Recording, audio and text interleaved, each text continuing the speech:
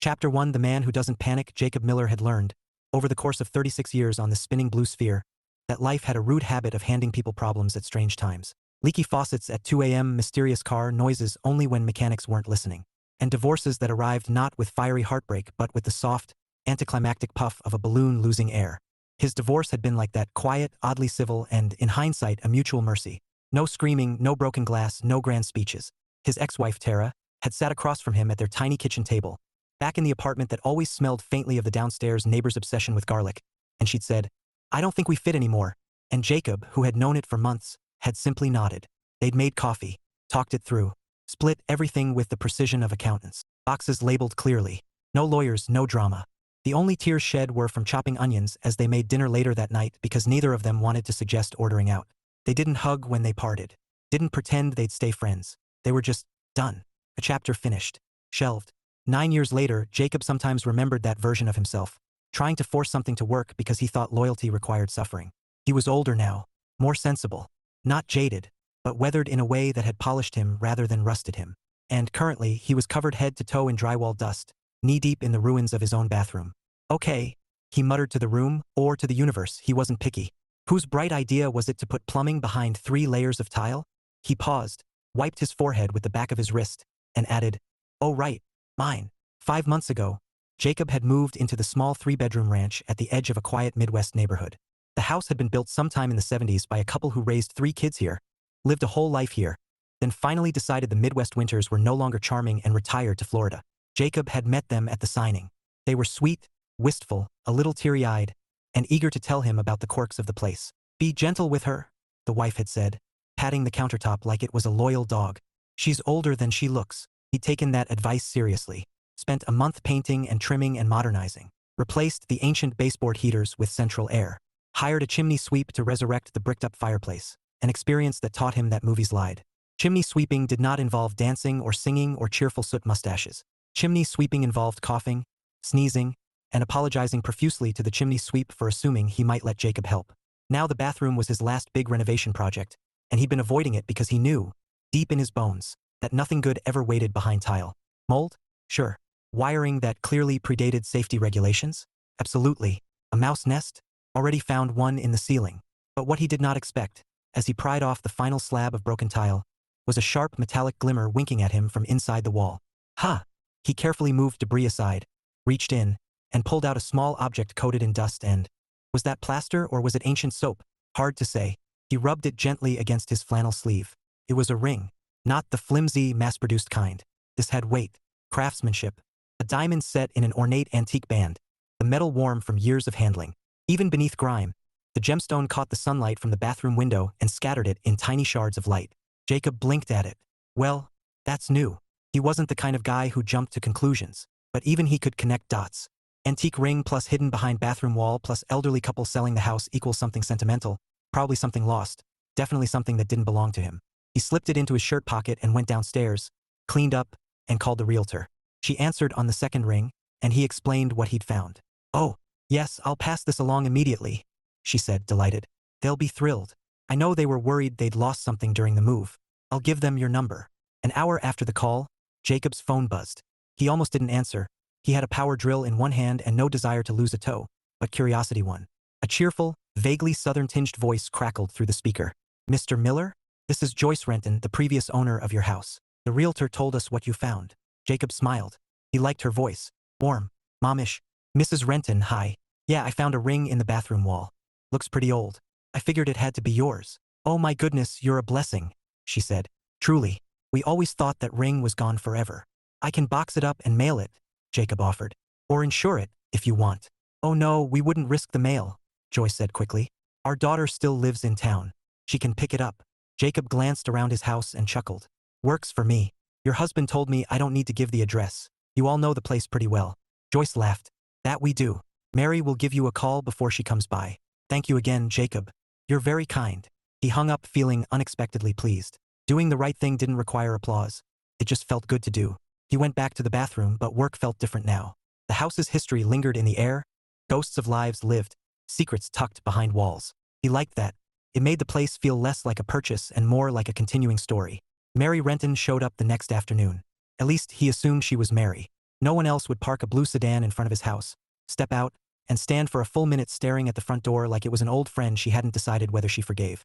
Jacob watched from the living room window for a moment. She didn't see him, too absorbed in memories. She looked early 30s, dark blonde hair pulled up in a messy knot, wearing jeans and a sweater that somehow managed to look equally casual and deliberate. She had a softness around her eyes that suggested she was tired but enduring. Or maybe just someone who had lived enough to be cautious. He appreciated that. Caution wasn't cowardice. Some people learned that the hard way. He opened the door before she could knock. Mary startled. "Oh, hi. Sorry, I was just, reminiscing." "About the door?" he asked, deadpan. She laughed immediately. Bright, surprised, genuine. "About the house. But the door is included." "Fair enough. You must be Mary. And you're Jacob." She held out her hand. "Nice to meet you. And thank you for contacting my parents. They just about cried on the phone." He shook her hand, warm and firm. "Happy to help. The ring's safe. Come on in." She stepped inside, took a slow breath, and her shoulders sagged. "Wow, this is not what I remember." Jacob glanced around. Minimalist furniture, neutral tones, soft light, clean lines everywhere. "Good different or bad different?" "Just different," she said. "Like seeing someone you went to high school with after 10 years and they suddenly have a beard." Jacob chuckled. "I can shave if it helps." "Please don't." That was an example, not a request. She followed him down the hall toward the kitchen where he'd placed the ring on the counter in a small dish. As they walked, she peeked subtly into each room, her expression shifting from nostalgia to fascination. "Here it is," he said, gesturing. Mary approached the dish like it contained something fragile enough to shatter under a breath. She lifted the ring, eyes softening instantly. "It's my grandmother's," she whispered. "Over 2 centuries old. We thought we lost it when we moved Mom and Dad to Florida. My mom was devastated. She wore this ring when she married my dad." Jacob leaned against the counter. "Glad it's back where it belongs then." She exhaled slowly, still staring at it. "I wish I could give you something for this. Money, at least. Or, my parents wanted to compensate you." "Nope," Jacob said immediately. "No?" She blinked. He shrugged. "You don't get paid for doing the right thing. That defeats the purpose." Mary stared at him for 2 long seconds, evaluating, maybe surprised, and then nodded once, like she'd just been shown proof of an endangered species. "Well," she said, clearing her throat, "I'm still grateful. Really. You're welcome." Her gaze drifted again down the hallway. "Would you mind showing me the rest? I haven't seen this place since college." "Sure," Jacob said, gesturing for her to follow. "But heads up, I completely changed everything except the bones. And the garage. I don't mess with the garage." She laughed again. "My dad would like you." As they moved from room to room, living room, dining room, small office, Mary absorbed every detail with reverence. And then they reached the guest bedroom. She paused. "This was mine." Jacob smiled. "I know." Her eyebrows lifted. "How would you know that?" He pointed to the vent near the floor. "Because of the love notes you hid in there." Mary froze. Her face went pale, then pink, then bright crimson. "Oh no," she whispered, hands rising like she might cover her face. "Oh no, oh no. You found those?" "I did. Did you read them?" Jacob let the silence hang for just long enough to watch panic bloom in her eyes. Then he said, "Follow me."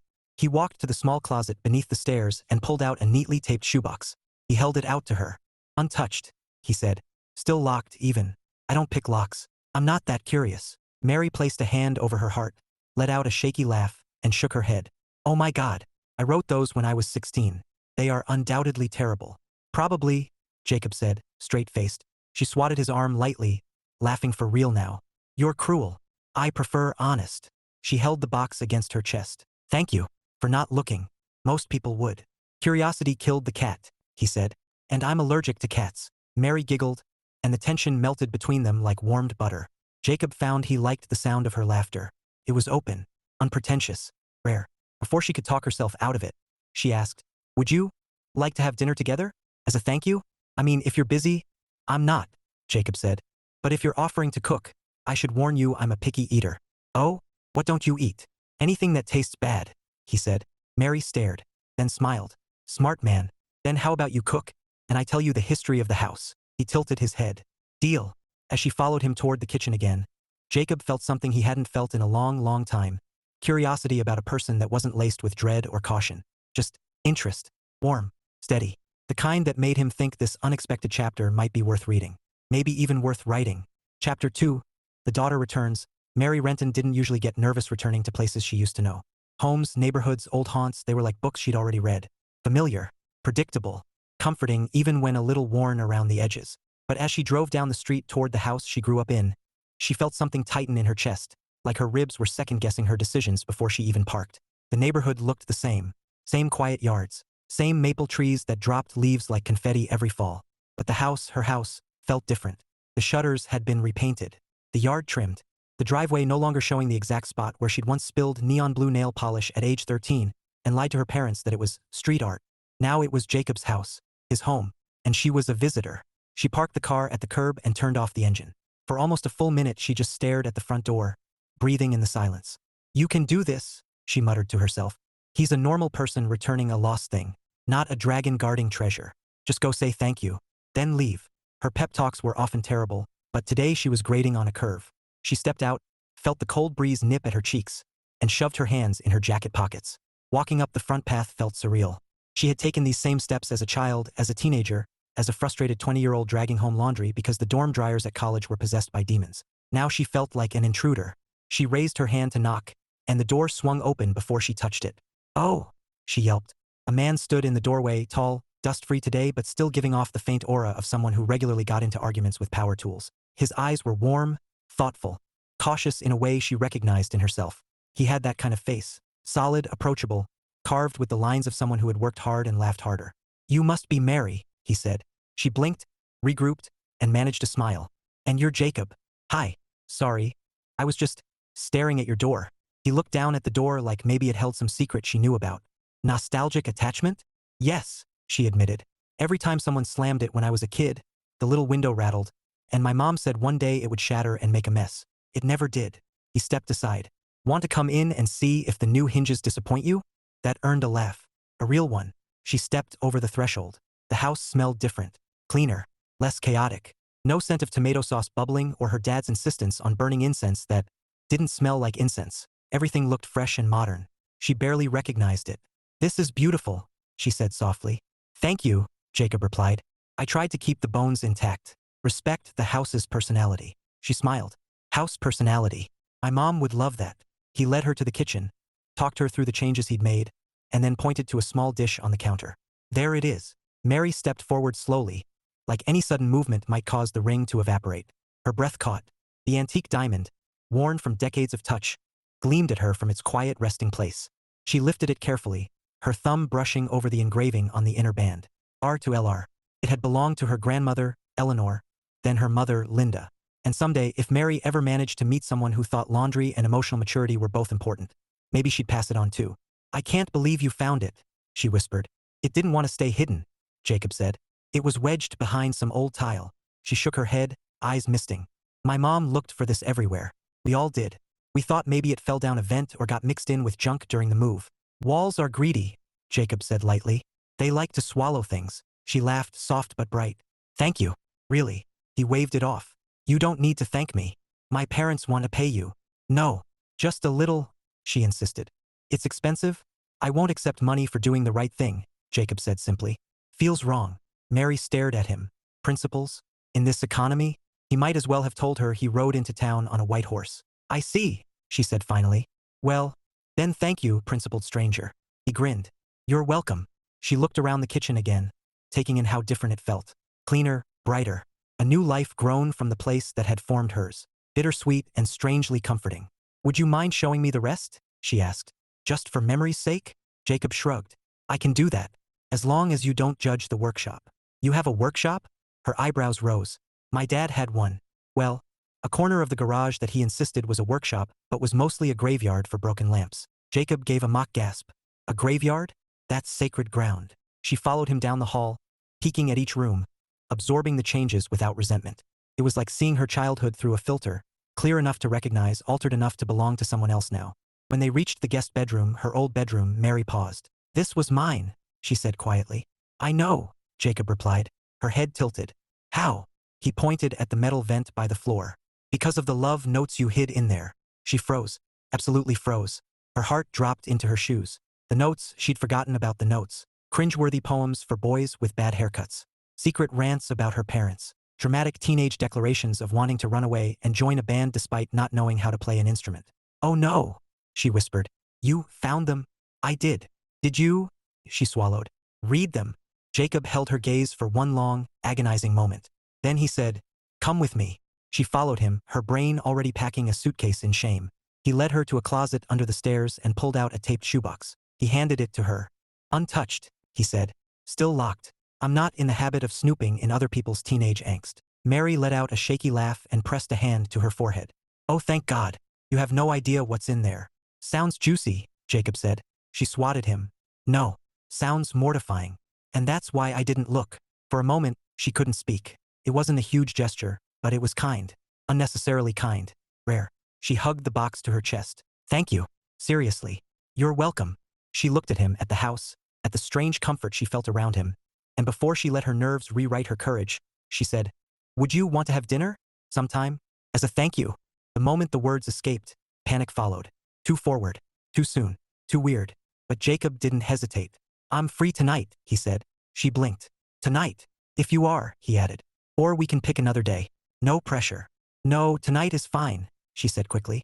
Then slower, gentler. "Tonight would be nice." He nodded once. "Then tonight it is." Mary exhaled, a little surprised by her own boldness. She hadn't asked a man out first in years. And Jacob didn't feel like a mistake. He felt steady, warm, like the house. Old bones, sturdy foundation, new life. She wasn't falling. But she might if she wasn't careful. And for the first time in a long time, the idea didn't terrify her.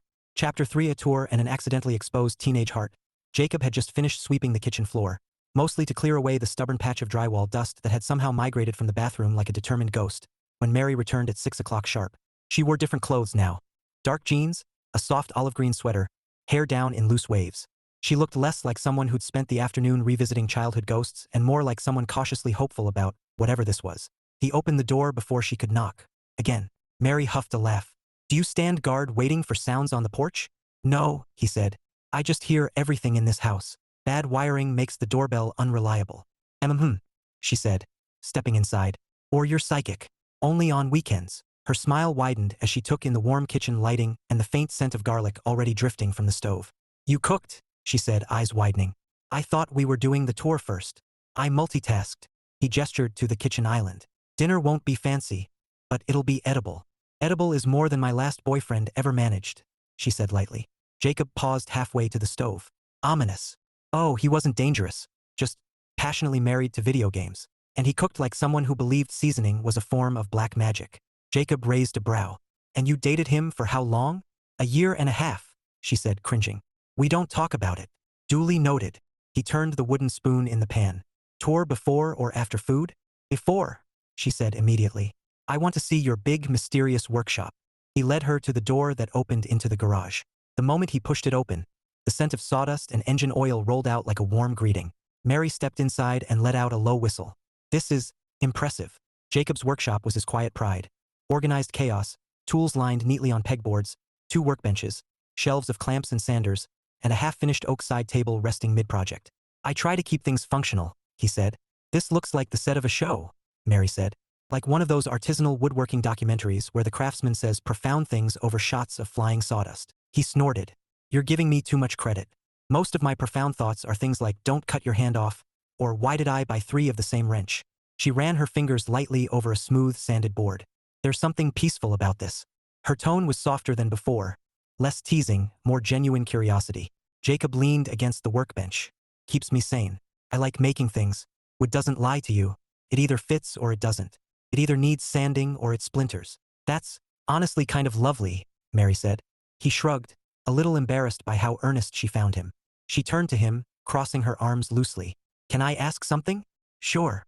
Did you always do this? Woodworking?" "No," he said. "Started after the divorce. Needed something to keep my hands busy so my brain wouldn't spiral." She nodded slowly. "I get that." Silence settled, but not awkward or heavy. More like they were letting the space get comfortable around them. Mary broke it with a grin. "Okay, show me the rest, before I start making emotional metaphors about lumber." He led her back inside. They wandered room to room again, this time with Mary telling him tiny stories from her childhood. The time her brother broke the banister sliding down it. The time she dyed her hair purple in the upstairs bathroom and stained the tub for 3 days. The time she lost her pet hamster and found it living under the laundry room sink like a tiny fugitive. Jacob listened with easy amusement. He liked how she told stories, not with performative flair, but with honest affection. Like she wasn't trying to impress him, just sharing a piece of who she'd been. They ended up in the guest room, her old bedroom, again. Mary hesitated in the doorway, then walked in slowly. It felt bigger when I was 12. Everything did, Jacob said. She glanced at him, chewing her lip. I still can't believe you found those notes. To be clear, he said, they were extremely well hidden. That's because I was extremely paranoid, she said. I thought if my mom ever found them I would be grounded until college. Did she ever search your room? Only when I gave her reason to, which was often. Jacob grinned. I feel like there's a story there. Oh, dozens. I wasn't a bad kid. I was just creatively inconvenient. Jacob laughed. That explains the look on your face when I said I found the notes. Mary covered her face again. Seriously, you have no idea what 16-year-old me was like. I can imagine, he said. No, she insisted. You can't. I had this phase, this dramatic poetry phase, where I wrote everything in half rhymes because I thought it made me sound mysterious. Mysterious, Jacob repeated. Oh, and the crushes, she said, wincing. I had rotating obsessions. Every few weeks it was a new boy who had absolutely no idea who I was, and I documented all of it like I was preparing for a congressional hearing. Jacob's smile widened. See, now I regret not reading them. Her jaw dropped. Don't joke about that. Why? Embarrassment is good for character building. She lunged toward him and lightly shoved his shoulder. She was laughing though, a warm, helpless laugh that made her eyes glow. You're impossible, she said. Accurate, he replied. But at least now I know you were once a teenage menace. Former menace, she corrected. Now I'm only moderately chaotic. I can work with that. The playful energy between them swirled, then softened, settling into something quiet, steady, familiar. They stood close now, not uncomfortably, but close enough for Jacob to notice the faint citrus scent of her shampoo, and for Mary to feel the warmth radiating from him like someone who lived a life of physical work. She realized she was staring at him, and Jacob realized he didn't mind. Mary stepped back a small, careful step. We should probably go eat before I start spiraling about the box again. Dinner it is, he said. The kitchen had filled with the comfortable sense of sizzling garlic, rosemary, and something Mary immediately identified. Are you making chicken piccata? Jacob blinked.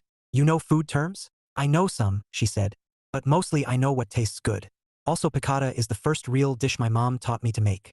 Then I hope mine passes inspection.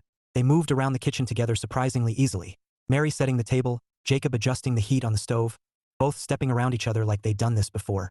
It wasn't awkward. It wasn't flirtatiously choreographed. It just worked. They sat down with plates full of chicken, pasta, and vegetables.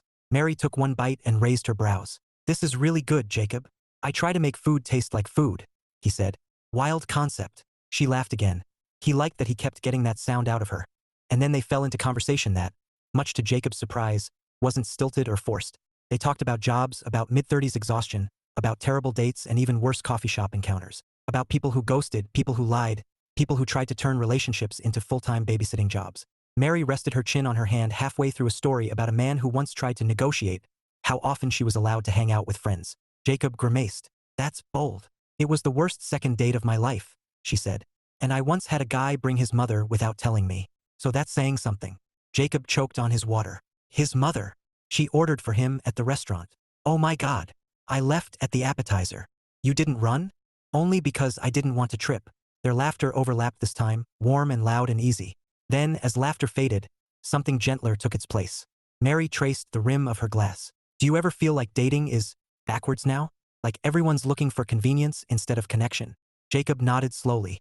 Yeah, feels like love's a product. Something you buy, return, upgrade. She looked at him, surprised he'd put it into words so cleanly. He continued, people treat relationships like milk. If it starts to smell off, they toss it. No fixing. No patience. Exactly, Mary whispered. After my divorce, Jacob said quietly, I realized I'm not scared of marriage. I'm just careful. I want something solid. Not perfect. Just real. Mary stared at him. Not romantically, not dreamily, but like she was seeing someone she didn't realize still existed. Someone who wasn't cynical. Someone who wasn't burnt out. Someone who still wanted something meaningful. I get that, she said softly. More than you know. Jacob held her gaze. She held his, and in that long, unbroken moment, quiet kitchen, warm food, soft light, they both felt the unmistakable shift, the sense that this wasn't just gratitude and dinner. This was something beginning, something neither of them had felt in a long time. And for the first time in years, Jacob didn't feel the urge to bolt, and Mary didn't feel the urge to doubt. They talked until the sky outside turned navy and the kitchen grew dim except for the faint glow above the stove. Their plates sat forgotten, their tea grew cold, and still they talked about the house, about family, about who they were now and how they got there. When Mary finally stood to leave, She hesitated by the door. "This was a really good night," she said. He nodded. "It was." She tucked a strand of hair behind her ear. "I'd like to do it again sometime." "Me too," he said. Her smile lingered, warm and honest. She opened the door, stepped out, then looked back with a playful spark. "Don't read the notes." He smirked. "I won't. You promise." "No." She gasped and swatted at the air in mock indignation. "Jacob." His grin widened. "Good night, Mary." She shook her head, still laughing, and walked to her car. When she drove off, Jacob stayed at the door a moment longer than he meant to. The house felt different. Not less quiet, just warmer. And for the first time since he bought it, Jacob wondered what it might sound like filled with more nights like this. Chapter 4: The Unplanned Morning and the Overheard Confession. Jacob wasn't expecting company the next morning.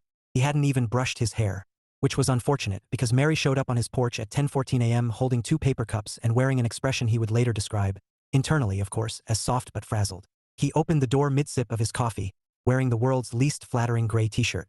"Oh," Mary said, startled. Hi. Hi," Jacob echoed, blinking. "Did we have plans I don't remember?" "No," she said quickly, cheeks warming.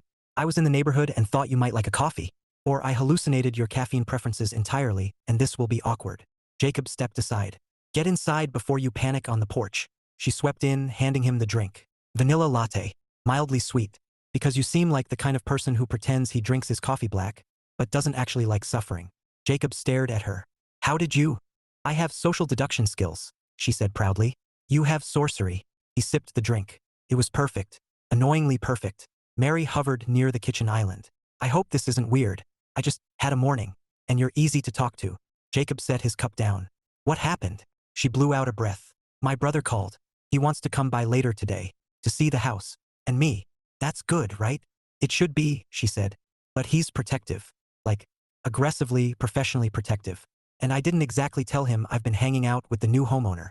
"Ah," Jacob said. "So he's going to assume you're in danger and I'm a serial killer." "Pretty much." Jacob nodded. "I can work with that.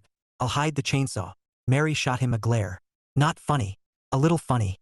Not when he shows up armed with emotional interventions." Jacob folded his arms. "Do you want me to not be here? I can go out for a few hours." "No," she said immediately, then softened. "No, I don't want you to go." He felt something warm settle in his chest. "All right then," he said. "Let's prepare for battle." They ended up sitting at the dining table, sipping their coffees while Mary half-paced, half-spiraled. "He's not mean," she said. "He just thinks I make terrible decisions." Jacob raised an eyebrow. "Do you?" "Sometimes. But not about people. Not anymore." Her eyes flicked toward him, then away, like her honesty surprised even her. Jacob tapped the table lightly. "If you want, I'll be completely boring and unthreatening when he gets here." "You already are." He squinted. "Wow. Hurtful." She grinned, briefly unpanicked. "I mean it in a nice way. You're steady. Grounded." Translation. Boring. Translation. Stable. Jacob opened his mouth to respond, but a sharp knock sounded at the front door. Mary froze. "He's early. Do we need a safe word?" Jacob asked quietly. "No. Just be normal." "My normal or your normal?" "Jacob." He stood. Fine. Normal." She stepped behind him, half hiding like she regretted ever being born. Jacob opened the door. A tall, broad-shouldered man stood on the porch. Dark hair. Serious expression. Protective big brother energy radiating off him like heat from a furnace. "Hi," Jacob said. "You must be..." "You're Jacob," the man said flatly. "That is correct. You're older than I thought." Jacob blinked. "Wow. Okay. Strong opening." Mary rushed forward. "David." "Hi. Please don't be weird." "I'm not being weird," David said. "I'm being factual." He stepped inside, glanced around the entryway, then turned back to Jacob with the expression of a man trying to decide whether to interrogate him or hand him a questionnaire. Mary groaned. "Coffee?" Jacob offered. "No," David said. Mary hissed. "He's being normal." "This is normal," David said defensively. They moved to the dining table. Mary and David sat across from each other. Jacob sat at the head, unsure if he should smile or brace for impact. David wasted no time. "So, you live here?" "Yes," Jacob said. "You bought the house." "I did." "You're divorced." Jacob blinked. "Mary told you that?" "No," David said. "You have the look." Mary covered her face. "Stop." David leaned back. "What do you do for a living?" "I manage facilities for a manufacturing company," Jacob said. "And I do woodworking." David nodded slowly. "Any criminal record?" "David," Mary snapped. Jacob answered anyway. "Speeding ticket 8 years ago." "Why?" "David." It was a yellow light situation, Jacob said. Gray area. David studied him another moment, then shifted his attention to Mary. You called me this morning sounding like you swallowed a blender. Why? Mary stiffened. I just wanted to warn you before you came. Warn me about what? Her eyes flicked toward Jacob, then back, then down at her coffee cup. Jacob felt the tension coil in the room. Something unspoken, something fragile. Mary swallowed. I've been coming here a lot. David raised an eyebrow. Why? She hesitated. Jacob stayed still. Mary finally said very quietly, because I like being here. David stared at her. Because of the house? Her silence was telling. His expression sharpened. Mary, she shifted, twisting her fingers. It's not a big thing. I just feel calm here. With him. Jacob's breath caught. He hadn't expected that. David turned slowly toward him. And you? What's your involvement in this? Jacob chose each word like placing a step on ice. I like her, he said simply. I didn't plan it, but I do.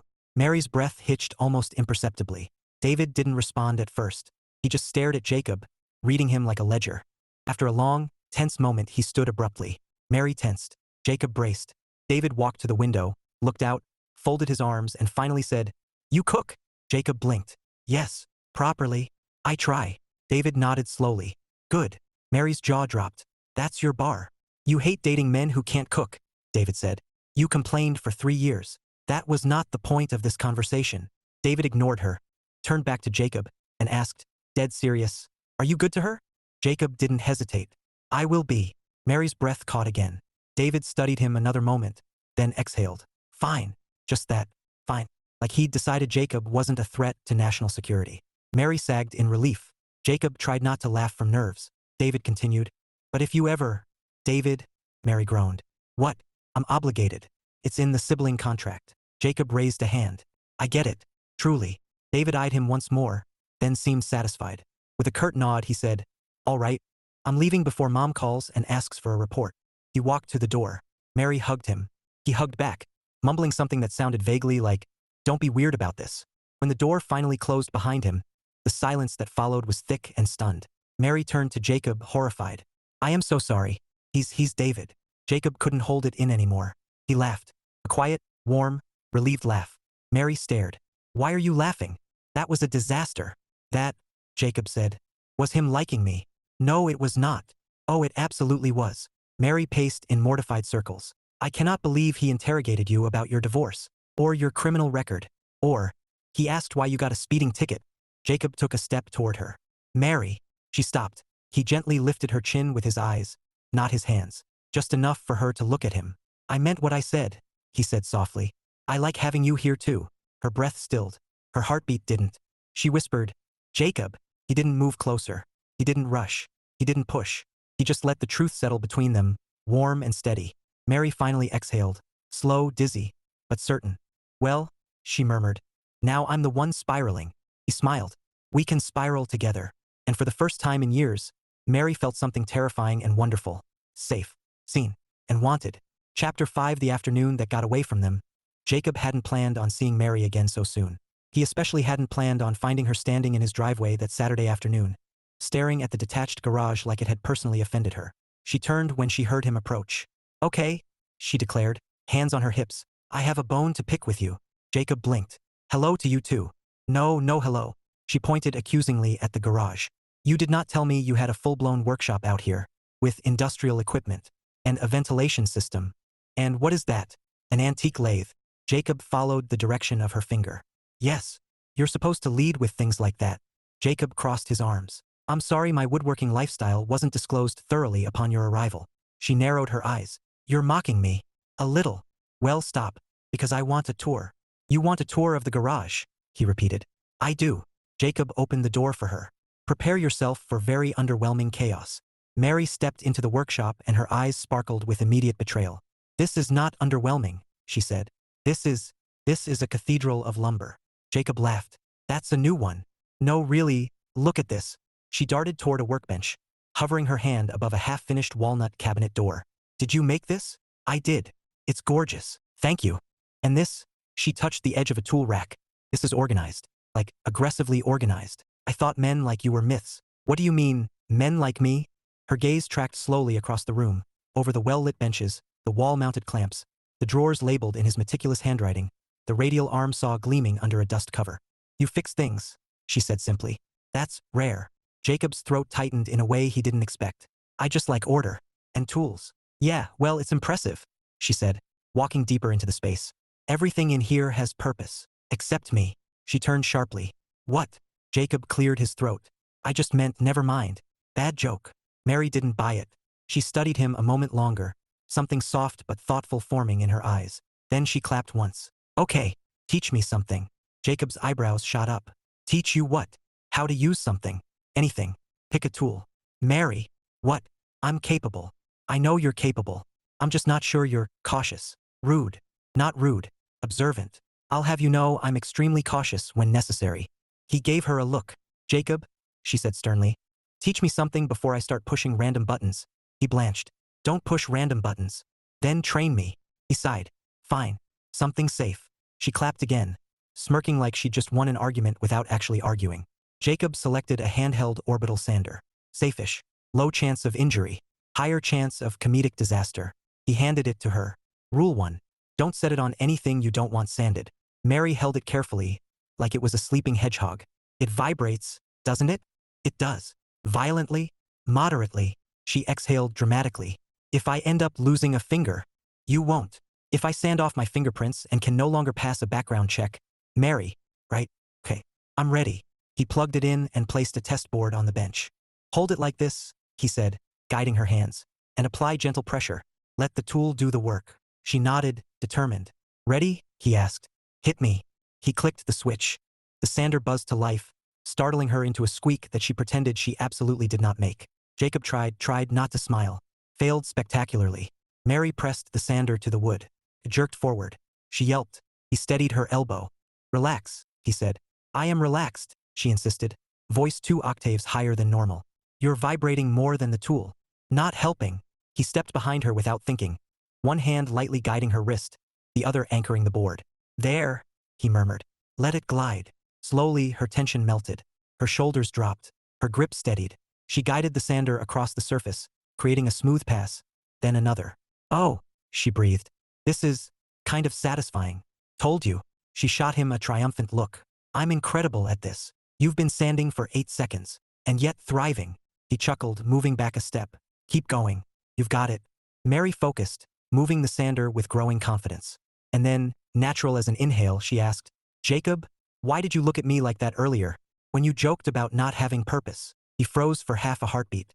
She wasn't looking at him, just the board, but her tone was careful, gentle, curious without pressure. Jacob rubbed the back of his neck. "It wasn't intentional." "That's not an answer." He exhaled, leaning against the workbench. "I guess I was thinking about how much this place fit me. The house, the workshop, the quiet. But I never really expected anyone else to fit in it." Mary slowed the sander. "And I do." "You do." The sander hummed. The silence hummed louder. Then Mary quietly switched the tool off. She didn't turn around at first, just set it gently on the bench. When she finally faced him, her expression was open in a way that made Jacob's chest tighten. "Jacob," she said softly, "you don't give yourself enough credit." He swallowed. "For what?" "For being safe to be around. For being steady. For being someone people can land near without breaking." Her voice wavered, not from nerves but from honesty. "That matters," she added.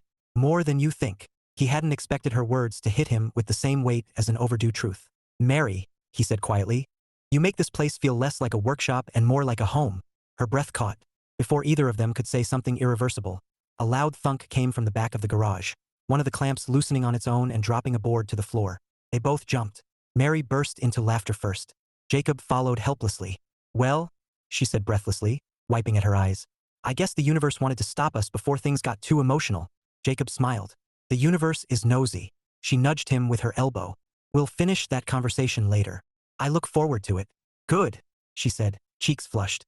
"Because I'm not done sand." Her eyes landed on the sander. "Jacob." "Yes. How do I turn it back on?" He laughed. "Oh no. You're dangerous. Educate me, you coward." He reached for the sander. She reached for his hand instead. A brief moment. A warm, startled pause. A wordless acknowledgement neither of them dared to name yet. Mary released him slowly. "Teach me," she repeated. He did. And the afternoon slipped quietly, easily, beautifully away from them. Chapter 6. A kiss that wasn't in the plans. Jacob wasn't a man easily caught off guard. He liked order, predictability, a clear step-by-step approach to everything from rebuilding a wall to making dinner. But nothing about Mary fit any system he understood. Which was why it made perfect sense that she showed up on his porch 2 days later, holding a grocery bag and announcing, very confidently, "I want to cook dinner." Jacob blinked. "Here?" "Well, not on the lawn." She lifted the bag. "I brought supplies. Don't judge the choices. The grocery store had a sale on shrimp, and I panicked." "Shrimp is fine. Not when you panic buy it. Please tell me you have butter." "I always have butter." She exhaled in visible relief. "Thank God. I can work with that." Jacob stepped aside, letting her breeze past him like a small, chaotic weather system. She marched straight to the kitchen island, unloading shrimp, garlic, parsley, lemons, and a half-forgotten baguette she tapped like a drum. He folded his arms. "So, what exactly are you making?" She paused, then admitted, "I actually don't know. Something. Shrimp, something." "That sounds promising." "It's called improvisation, Jacob. Have some faith." "I do have faith.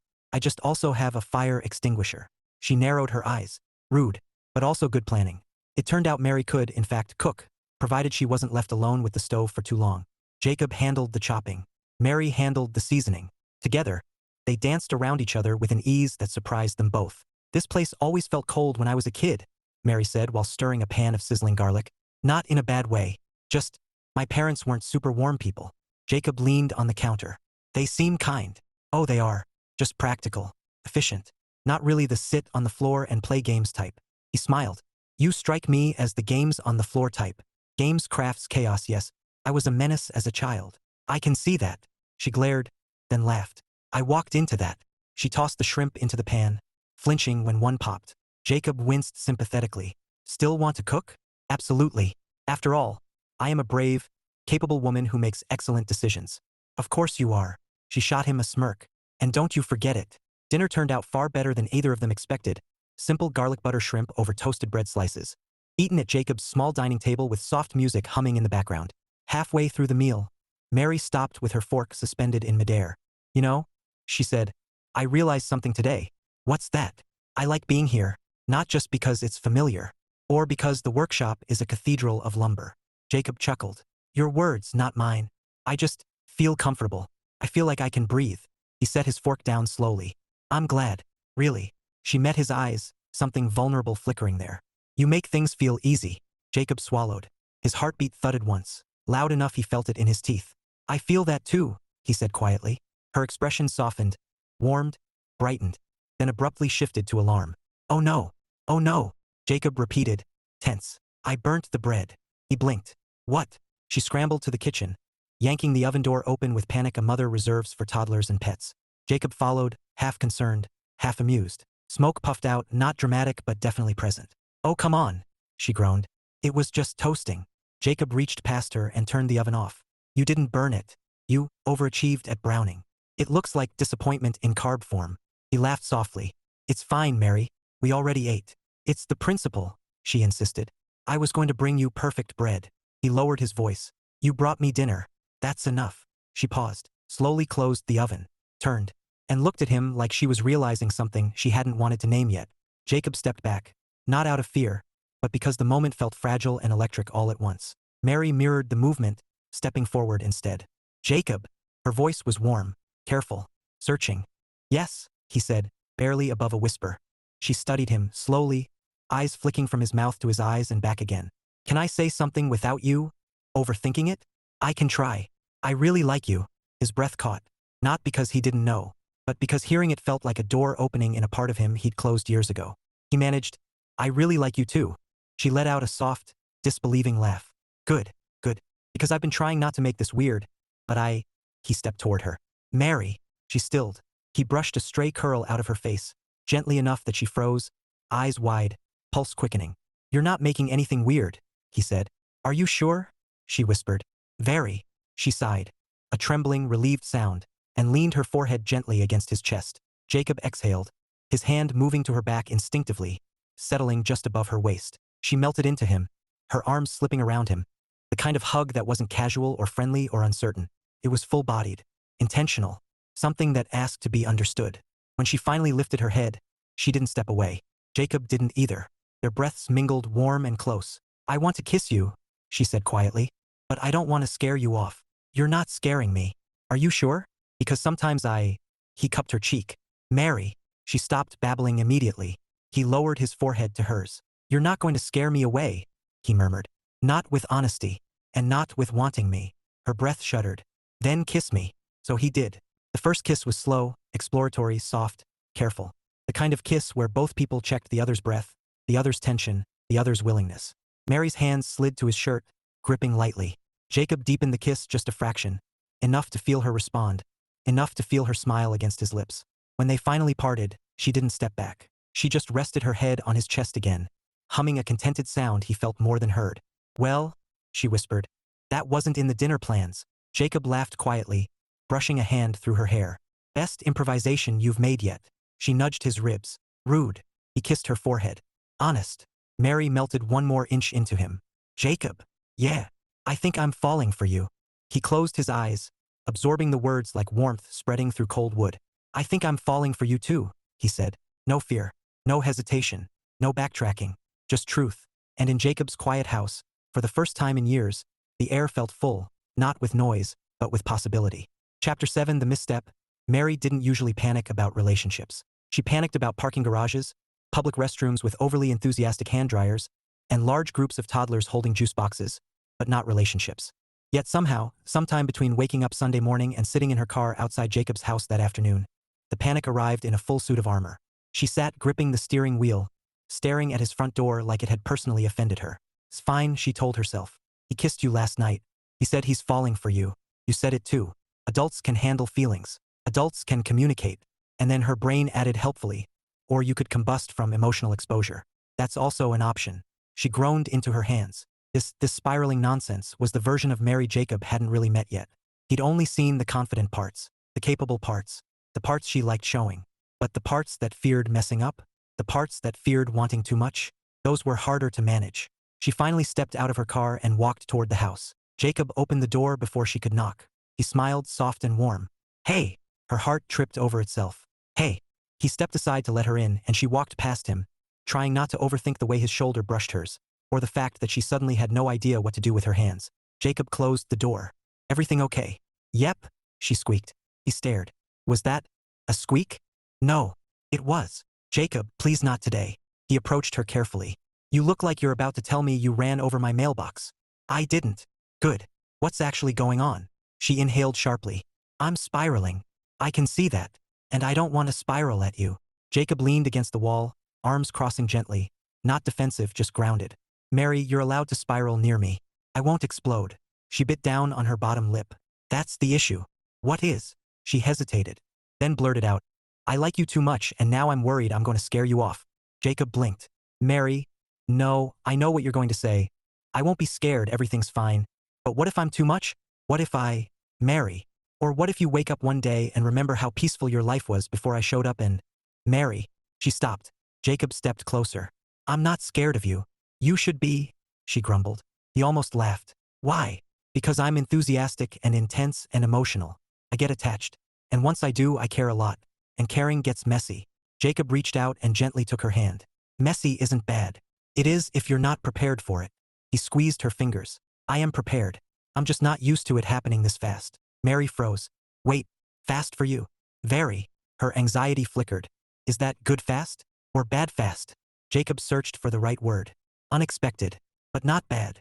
She let out a breath she'd been holding since she pulled into the driveway. I just don't want to ruin this, she whispered. Jacob's voice softened. You're not going to ruin anything. She finally looked up at him and saw truth in his expression, steady and unwavering. But then, as if the universe heard her calming down and decided it was unacceptable, Jacob added something that tilted the moment sideways. I'm trying to take things slow. Mary's stomach sank. Oh, he saw the shift instantly. No, hey wait, that's not slow, she repeated, pulling her hand back.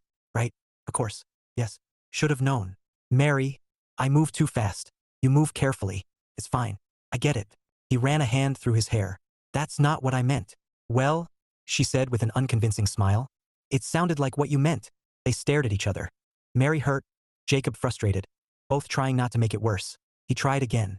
I meant slow as in thoughtful, not as in distant. She crossed her arms. It's a distinction without a difference. Jacob bristled. No, it's actually really different. Well, it doesn't feel different, she said, turning away. He exhaled, long and slow. Mary, I've done the rushing thing. It didn't end well. I don't want us to burn out before we begin. That made her pause. Just pause. She didn't turn around. So we begin later? No, Jacob said carefully. We're beginning now. We just don't need to jump to the final chapter yet. Mary ran a hand through her hair. I'm not asking for a final chapter. I just need to know you won't retreat. Jacob's tone softened immediately. I'm not retreating. She faced him again. Finally. And this time she looked less angry and more exhausted. Then tell me what slow looks like, she said. Jacob exhaled, relieved she wasn't leaving. Slow looks like continuing what we're doing, spending time together, building something real instead of rushing into labels or expectations. Slow means I'm committed to where this is going, but not trying to control the pace so tightly that it breaks. Mary blinked. Oh. He stepped closer. I'm here. I'm in this. I just want to do it right. Her voice dropped to almost nothing. And taking it slow doesn't mean we're less important? No, he said. It means we're worth doing carefully. She stared at him, processing, absorbing, recalibrating. Finally, her shoulders loosened. Oh, she said again, softer this time. Jacob lifted his hand, touching her arm gently. I didn't mean to make you feel pushed away. And I didn't mean to sprint at you emotionally like a loose shopping cart. He snorted. You do not sprint like a shopping cart. Thank you. You sprint like a very determined golden retriever. Oh my God. That's a compliment. No, it's not. Golden retrievers are beloved. She covered her face, trying not to laugh. Stop talking. He tugged her hands gently away. Mary. She looked up. Come here, he said. She stepped into him without hesitation this time, resting her head against his chest, letting his arms settle around her. After a minute, she mumbled, You know, it wouldn't kill you to use clearer phrasing sometimes. Jacob kissed the top of her head. Noted. And maybe soften your tone when you talk about pacing. Also noted. And maybe clarify that you're not planning to ghost me. I was never planning to ghost you. Good. Because if you did, I'd haunt you. He smiled. You'd be a terrible ghost. I would reorganize your workshop every night. He stiffened. Okay. That's horrifying. She smiled into his shirt. See? You're scared of me after all. No, Jacob murmured, holding her a little tighter. Just appropriately respectful. She laughed, the sound warm and relieved. The tension seeped out of the room, leaving in its place something gentler, something steadier, something that looked, finally, like understanding. Chapter 8, Clearing the Air. Jacob found her on the back porch. Mary was standing near the railing, arms spread out along the wood, her hair caught in the wind, her expression soft but troubled, like she was deep in a conversation with the sky and losing. He stepped outside quietly, letting the screen door ease shut behind him. She noticed immediately. You walk loud, she said without turning. Jacob blinked. I literally tiptoed. Still loud. He came up beside her. You okay? Yes, she said. Then added, no. Then added, maybe. He waited. Mary sighed. I don't like feeling like the dramatic one. You're not dramatic. She glanced at him. Jacob, I cried in your laundry room last night because I thought your washer sounded judgmental. It does sound judgmental. Jacob. What? It chirps like it's disappointed in my detergent choices. She cracked, just a little into a smile. You're trying to make me laugh. Yes. Is it working? A little. He leaned against the railing beside her, folding his arms. I meant what I said last night, you know? She swallowed, looking out over the yard. Which part? That I'm here. And that going slow doesn't mean I'm unsure.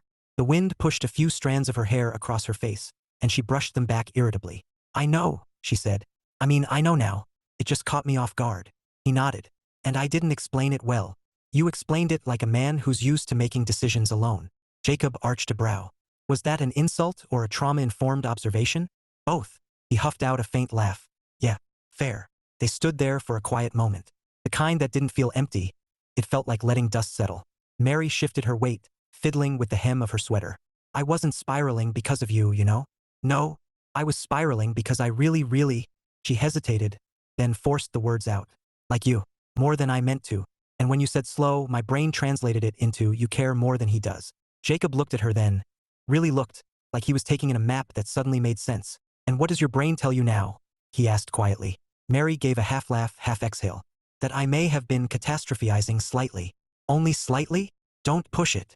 He reached out and brushed his fingers along her hand. Not grabbing, just touching. A question in gesture form. She intertwined her fingers with his. There was something about the way she did it, straightforward, intentional, that hit him squarely in the chest. Jacob cleared his throat. Look, when I say slow, I mean steady. I want to build this with you, not crash into it. Mary nodded slowly. I can live with steady. A breeze passed between them, A dog barked in the distance. Something metal rattled in the neighbor's yard.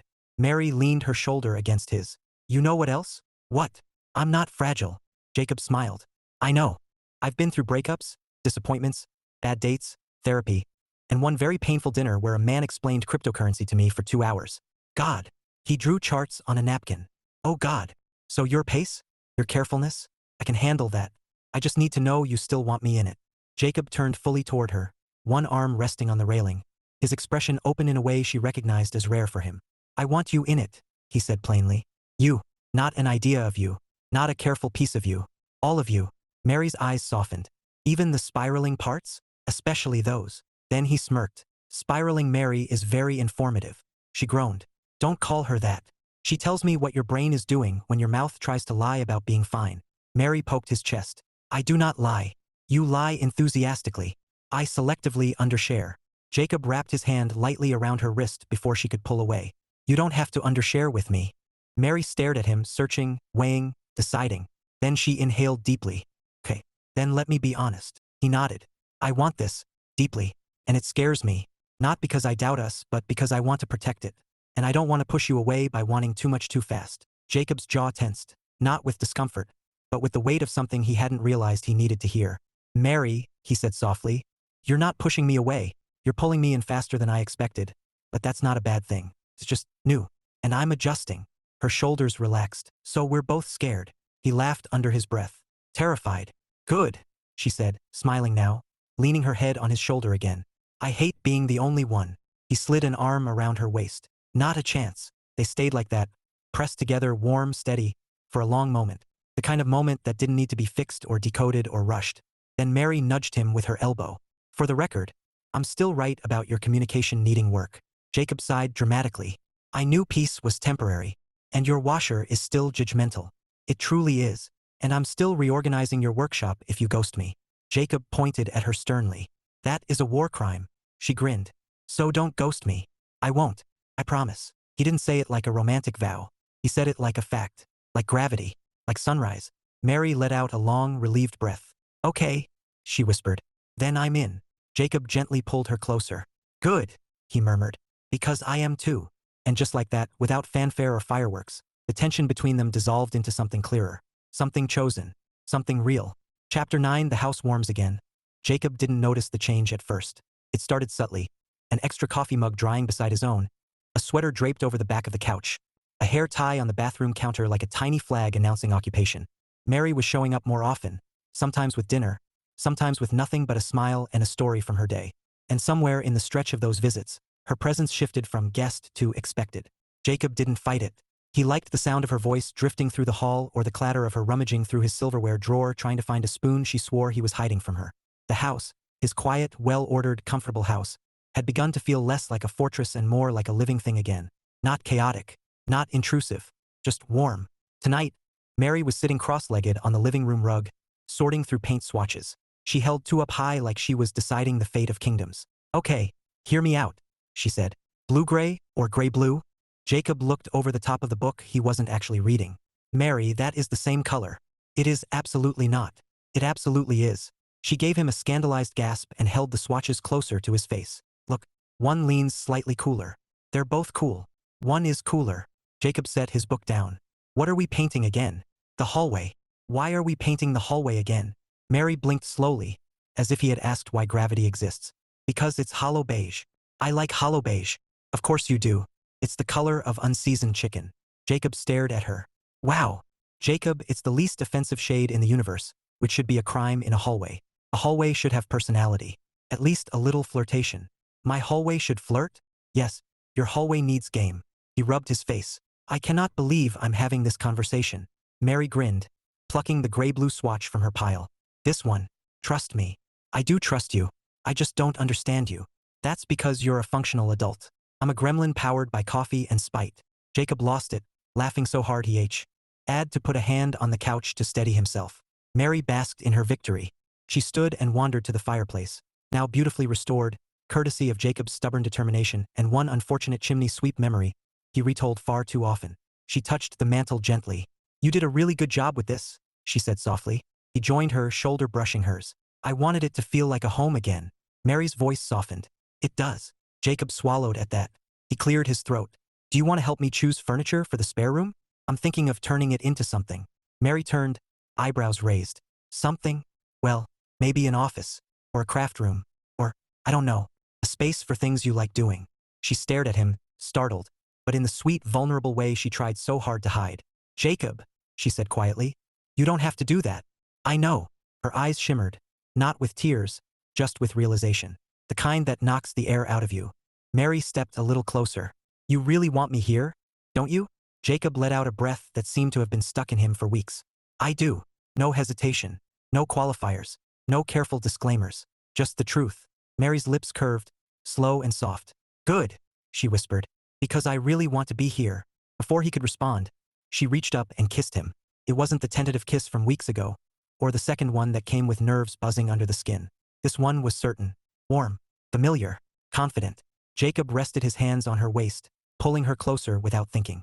She melted into him like she'd been waiting for that exact moment, that exact closeness, all evening. When they finally parted, Mary kept her forehead against his. I can help paint the hallway, he murmured. She laughed against his mouth. Damn right you can. They moved to the couch, Mary curling under his arm, Jacob leaning back as if his body had known forever how to fit hers beside him. After a few quiet minutes, Mary tapped his chest lightly. Jacob. I want you to know something. Okay. She took a breath. I'm not trying to move in or take over. I just feel safe here, with you, and I don't feel that way often. Jacob kissed the top of her head. You're not taking over. I like the sweaters on the couch and the coffee mugs everywhere. You do not like the coffee mugs everywhere.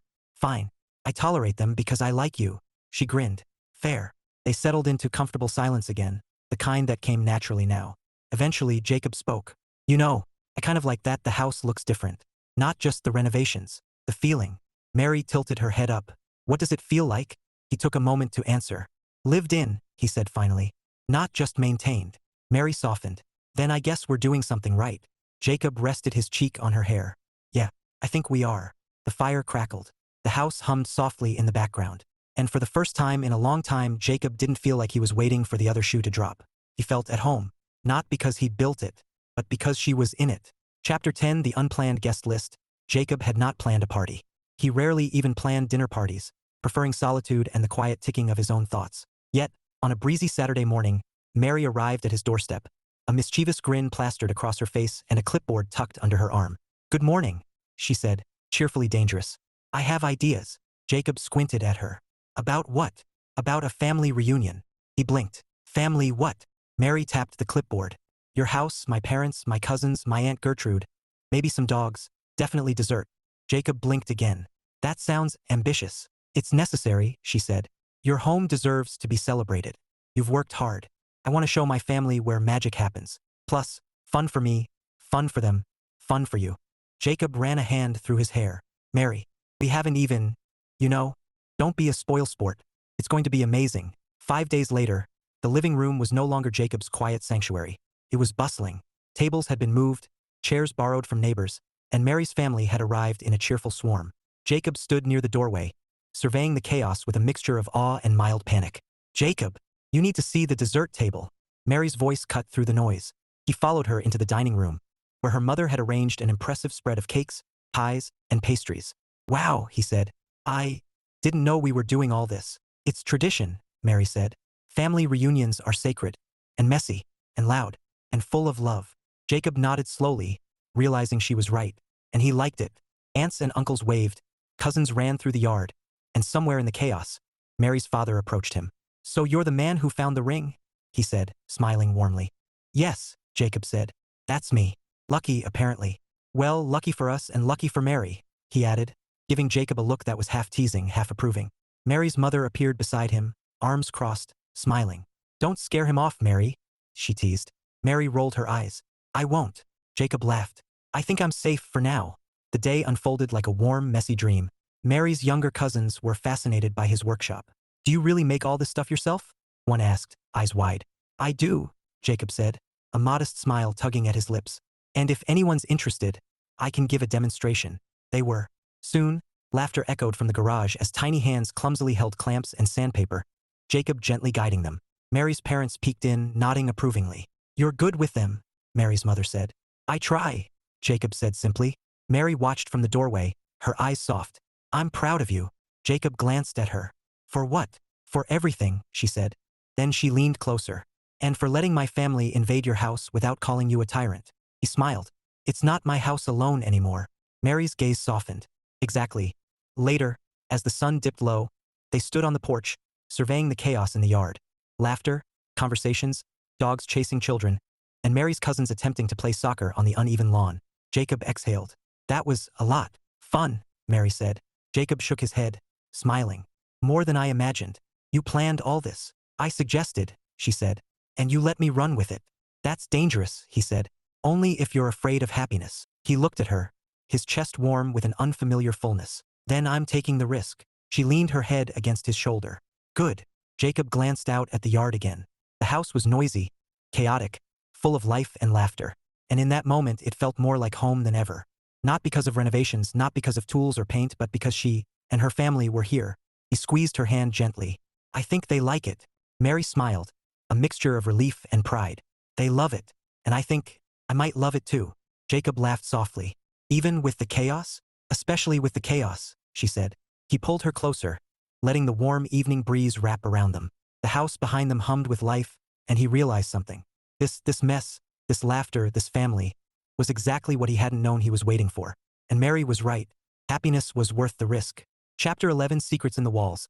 The morning after the family reunion, Jacob's house felt quieter than it had in weeks. The laughter had faded.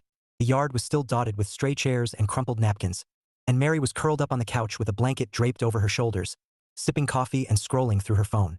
Jacob leaned against the doorframe of the kitchen, watching her. There was something about the way the sunlight caught her hair that made him feel lighter than he had in years. You're awfully quiet, Mary said without looking up. I'm just taking inventory of the house, he said. And what's left in it? Inventory? Yes, making sure nothing is broken, missing, or stolen. Mary laughed. Don't you trust me? I trust you implicitly. The inventory is for the furniture. Mary rolled her eyes. Jacob, you're ridiculous. He grinned. And yet here you are, still with me. It was in that quiet that Jacob remembered the small box he'd found weeks earlier when Mary had first arrived, the one hidden in the heating vent with the love notes from her childhood. He went to the closet, lifted the lid, and ran his fingers over the smooth wood, remembering the way her face had gone pale, then pink, then a mix of embarrassment and laughter when he handed it to her. He didn't want to open it. Not yet. He wanted it to remain a secret for the right moment. Mary, sensing his movement, turned her head. What's that? Jacob held up the box. This. Thought we'd save it for another adventure. Her eyes widened. You're going to make me open it again? Eventually, but only if we're ready. Mary tilted her head, suspicious. Ready for what? To explore a part of your past, your history in this house. Mary's smile softened. Jacob, I think, he said carefully, there are things about a house that tell you who it's meant for, who belongs in it. And I think it belongs to both of us now. Her cheeks flushed. Even with my embarrassing childhood notes, especially those. Later that afternoon, they decided to tackle the garage together. Jacob had promised her a small project, a bookshelf she could assemble and stain herself. Mary approached it with the same fierce determination she'd shown with the paint swatches. Are you sure this isn't too complicated? She asked. I designed it to be simple, Jacob said. Even for someone who panics when screws are involved. Mary shot him a glare. I do not panic when screws are involved. He raised a brow. You panicked last night over the toaster. That was not a toaster panic. That was a mechanical surprise. They worked side by side, passing screws and planks, sanding edges, and laughing at their small missteps. When they finished, the bookshelf stood proudly in the corner, a small but tangible marker of their collaboration. Mary ran her hand over the smooth surface. I love it. Jacob nodded. You did a great job. She glanced at him, eyes soft. I couldn't have done it without you. And I couldn't have done it without you either, Jacob said quietly, brushing a stray hair from her face. For a moment, the garage felt less like a workspace and more like a haven. Then Jacob remembered the box again. He walked over, holding it carefully in his hands. Mary, maybe now's the right time. Her eyes widened. Oh no, Jacob chuckled. Not in a scary way, just in a discovery kind of way. Mary exhaled, steadying herself. Okay, let's see it. Jacob opened the lid. Inside were the notes, small, folded pieces of paper, yellowed slightly with age, but filled with her handwriting. Tiny declarations of secret crushes, dreams of adventure, and whimsical thoughts about the world. Mary picked one up, trembling slightly. I can't believe you kept these all this time. I thought they were important, Jacob said. Important enough to hold on to until you were ready. Mary laughed softly. a mix of embarrassment and nostalgia. I wrote these when I was, what, 12, 13? Yeah, Jacob said. But you were honest, and I like honest. She smiled at him, eyes bright. I've never shown anyone these. Jacob reached for her hand, holding it gently. Now I know a little more about you, and I like every bit. Mary leaned against him, head resting on his shoulder. You make me feel like I can share these things, like I don't have to hide. And you never will, Jacob said softly. The box sat between them, small and unassuming, yet somehow monumental. In that moment, surrounded by the soft smell of sawdust and lingering paint, Jacob realized something profound. Home wasn't just a place. It wasn't just walls or furniture. Home was being seen, being known, and being accepted, even the messy, imperfect, growing parts. Mary looked up at him, smiling softly. Jacob, yes, I think I'm finally ready for us. Jacob's chest tightened in that perfect, quiet way. Me too. And for the first time in a long time, he felt the house itself breathe with them, settling into its new rhythm, warm, lived in, and full of possibility. Chapter 12, The Quiet Confession. Jacob sat at the kitchen table, nursing a mug of coffee that had long since cooled. Outside, the morning sunlight streamed through the windows, illuminating the small flecks of dust that danced lazily in the air. Mary was perched on the counter, legs swinging, scrolling through her phone. She glanced up at him with a smile. You've been quiet all morning, she said. Jacob stirred his coffee absent-mindedly. I've been thinking. Mary raised an eyebrow. Dangerous, he chuckled softly. It's not dangerous, just reflective. She leaned closer. Reflective how? Jacob set his mug down, hands wrapped around it. About this, about us. About everything that's happened since you found the ring and decided to invade my quiet life. Mary laughed softly. I did not invade. You did, he said gently. But I'm glad you did. That's the thing. I didn't realize how much I'd been missing, or how much I needed someone to care enough to shake up my routine. Mary's smile softened. Jacob, he took a deep breath. I want you to know something. Something I haven't really said out loud before because I didn't know anyone would understand it. Or maybe because I didn't know if I could say it without scaring them off. Mary tilted her head. You're scaring me now. No, listen, he said, leaning forward. I've been divorced for a long time. Not in a tragic way, just parted ways. And I promised myself I wouldn't rush into anything. I wouldn't risk my life or my heart again unless it was truly worth it. Mary's hand found his, squeezing gently. Jacob continued, voice quiet but steady. Meeting you, being with you, it's worth it. More than I expected. And I'm not afraid anymore. Not of the messiness. Not of the emotions. Not of the future. Mary's eyes glistened, and she brushed a strand of hair from her face. Jacob, I know we've been taking things slow, he said, but I need you to hear this. I want you in my life completely. No half measures, no holding back, no pretending we don't care too much. I'm all in, Mary. If you'll have me. Mary's breath hitched. She leaned closer, forehead resting against his. Jacob, I'm all in too. I've been trying to protect my heart, trying to keep my cool, but I can't. I don't want to. I want this. I want you. He smiled, a gentle, unguarded smile. Good, because I don't plan on letting you go. They stayed like that for a long moment, holding each other quietly. No words were necessary. The house around them hummed softly, a comforting background to their shared stillness. Then Mary laughed softly, breaking the silence. Well, that's a serious conversation for a Tuesday morning. Jacob chuckled, brushing his lips against her forehead. It's never the wrong day for honesty. She leaned back, still holding his hand. I think I've never felt this safe with anyone before. Not like this. Not entirely.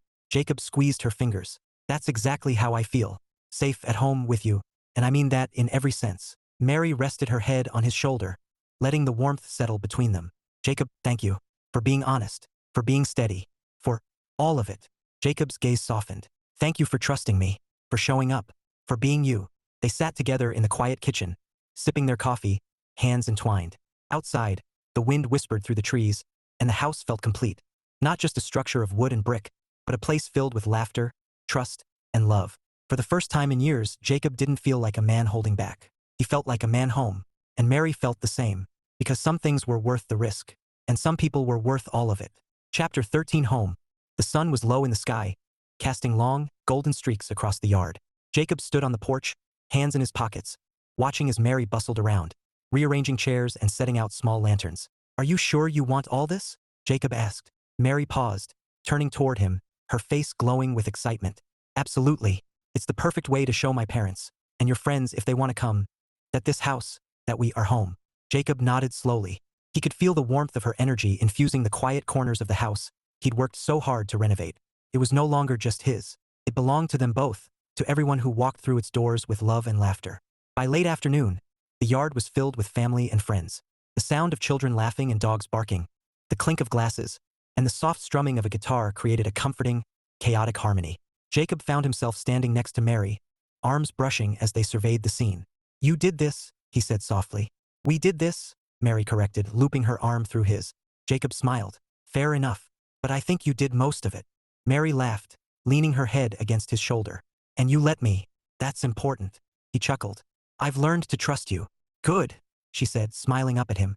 As the evening settled, Jacob noticed Mary's parents approaching, holding a small cake with candles. "Surprise," her father said. Jacob raised a brow. "Surprise." Mary grinned. "It's for you too, Jacob, because you've welcomed us all into your home and into your life. We want to celebrate that." Jacob felt warmth swell in his chest. "You really didn't have to." "We did," Mary said simply, taking his hand. "Because you deserve it." The cake was lit, laughter ringing louder, and Jacob realized something that made his heart ache in the best possible way. He had never thought he'd see a day like this. A house full of people he cared about, celebrating life, connection, and love. A home that felt alive. And the best part? Mary was there, smiling up at him, fully present, fully hers, and he fully hers. Jacob leaned down, brushing a gentle kiss across her lips. She responded instantly, hands on his chest, pulling him close. "Jacob," she whispered. "I know," he murmured. "I feel it too." They stood together, surrounded by the noise, the laughter, the love, and for the first time, the quiet fears of the past, the divorce, the heartbreak, the uncertainty, felt like distant echoes, replaced by something solid, enduring, and warm. Mary rested her head on his shoulder, and Jacob wrapped an arm around her, squeezing gently. "Home," she said softly. "Yes," he replied. "Finally home." The sun dipped below the horizon, painting the sky with shades of amber and rose. And in that light, Jacob and Mary stood together, the house around them alive with family, friends, and memories being made. Proof that sometimes, the right risk was worth taking. Because love wasn't just found. It was built. It was chosen. And with Mary, Jacob knew he would choose it every single day. The house was warm. The air was full of laughter. And for Jacob, it had never felt more like home.